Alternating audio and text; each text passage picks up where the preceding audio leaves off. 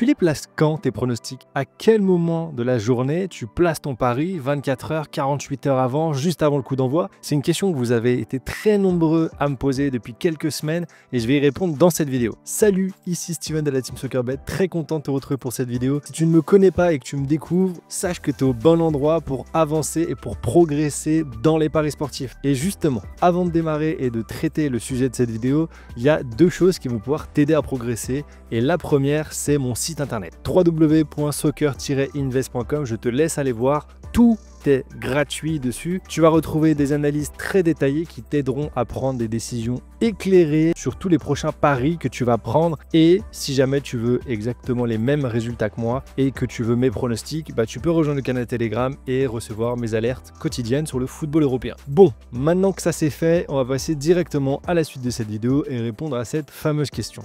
C'est quoi le meilleur moment pour placer tes paris? 24 heures avant, 48 heures avant, 72 heures avant, dès que la cote sort? C'est une question qui est très intéressante et c'est pas pour rien que vous êtes des centaines et des centaines à vous la poser. Pour répondre à cette question, on va déjà commencer par faire le tri et par prendre un peu large. Sur quel sport est-ce que tu paries? Quelqu'un qui va parier sur le football, sur le basket ou sur le tennis, ça ne sera pas la même chose. Je vais commencer par le football. Dans le foot, le meilleur moment pour placer ses paris, il va dépendre de plusieurs facteurs. Le premier, c'est le type de pari. Je pense que pour tout ce qui est pari vraiment très simple, type 1x2, etc., on peut même mettre dedans les doubles chances. Je pense que 24 heures avant le coup d'envoi, c'est très bien. Il y a une chose qui va se passer, c'est que en plaçant 24 heures avant, tu vas éviter les dernières fluctuations qui peuvent vraiment faire chuter la cote vers le bas et donc c'est bénéf pour toi. Aussi, 24 heures avant, ça suffit. Pour ce type de pari-là, je parle bien,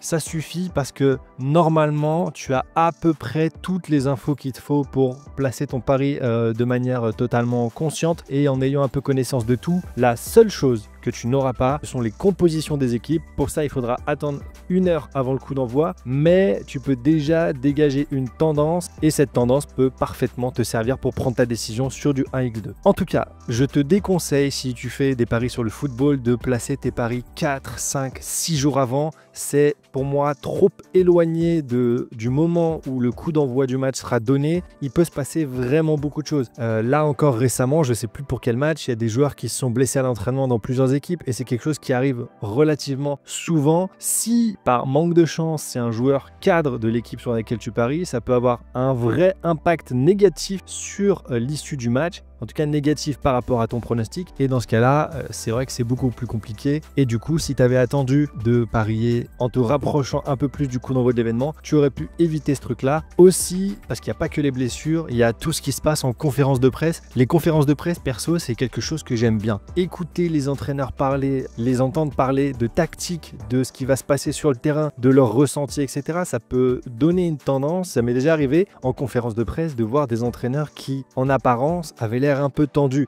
Alors, je dis pas qu'ils étaient en mode fébrile, en train de trembler face caméra et tout machin, mais il y a des choses que tu peux ressentir et ça peut peut-être faire pencher la balance d'un côté ou de l'autre pour prendre ton pari. Donc ça, c'était pour le football, tu l'as compris. Maintenant, pour les autres sports, style tennis, basket, etc., je pense que c'est un peu différent. Si tu paries sur le tennis ou sur le basket ou d'autres sports comme ça, où il n'y a que 2 issues finales, dis-moi en commentaire pour toi ce que c'est le meilleur moment pour placer tes paris tennis et le meilleur moment pour placer tes paris basket. Là, comme ça, j'aurais tendance à dire que pour le tennis, c'est possible de se positionner plusieurs jours avant. Mais bon, dis-moi dans les commentaires ce que t'en penses, je ne suis pas du tout spécialiste en tennis.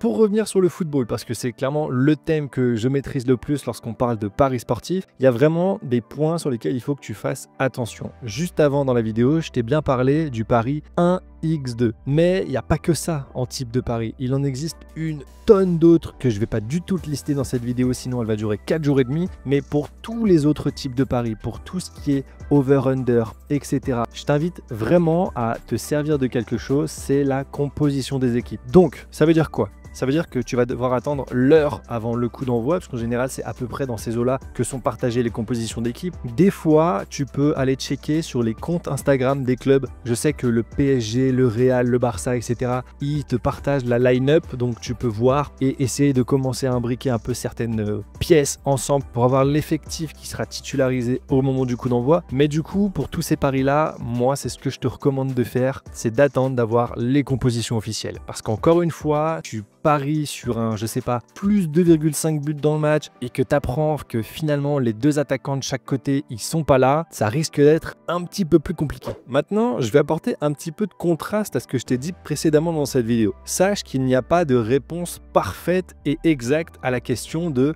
quel est le meilleur moment pour placer son pari. Il n'y a pas de réponse parfaite parce qu'il y a une autre chose qui est à prendre en compte, ce sont les contraintes personnelles. Par exemple, un truc tout bête, mais une personne qui travaille le week-end, elle ne pourra pas forcément vérifier certaines informations qui sont super importantes avant de placer son pari, comme par exemple les compositions officielles des équipes. Du coup, pour ces personnes-là, forcément, le pari, il va devoir être placé avant, donc peut-être le matin, voire même peut-être la veille si la personne se couche très tôt, mais le tout en étant conscient que le lendemain, il peut peut-être se passer des choses qu'elle va manquer. Bref, je vais conclure la vidéo avec une phrase extrêmement simple et je pense qu'il faut vraiment que tu retiennes et que tu notes cette phrase. Le meilleur moment pour placer un pari, il dépend d'un équilibre entre l'accès à l'information, la stabilité des cotes et tes contraintes personnelles. L'essentiel et le plus important pour moi, c'est que tu prennes ton pari de manière réfléchie, de manière juste sur les infos qui sont dispo au moment où tu es prêt à parier, tout simplement. Voilà, c'est la fin de cette vidéo. J'espère que je t'ai éclairé un peu et que j'ai remis un peu de sens si tu te posais cette question. Si jamais cette vidéo t'a plu, n'hésite pas à me le dire dans les commentaires. Si tu te poses d'autres questions et que tu aimerais que j'y réponde en vidéo ou autre, n'hésite pas à me partager tout ça dans les commentaires, par mail, sur Telegram ou autre, peu importe. Si tu regardes cette vidéo et que tu n'es pas abonné à la chaîne, n'hésite pas à t'abonner. Et moi, je te dis à très vite pour la prochaine vidéo. Ciao!